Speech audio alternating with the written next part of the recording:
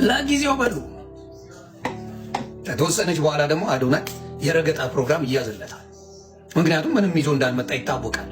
ጩኸቱ እልሁ ምናምን ስላለ እንጂ ወርዥ ፖይንት ብትሉት በትክክለኛ ሰው ጋዜጠኛ ቢጠይቀው ይህ ሰውዬ አንድ ነገር የለው። ውጅ ጋር ምንድን ነው ለኢትዮጵያ ይዘህ መጣው? ከካናዳ የት ነው? ምን ተምርሃል?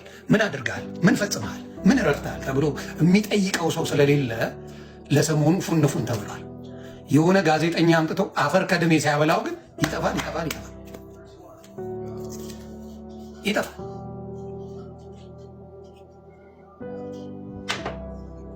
ግን ለጊዜው ይጮሃል። አበሻ ጩኸት ይወዳል፣ ግርግር በጣም ይወዳል።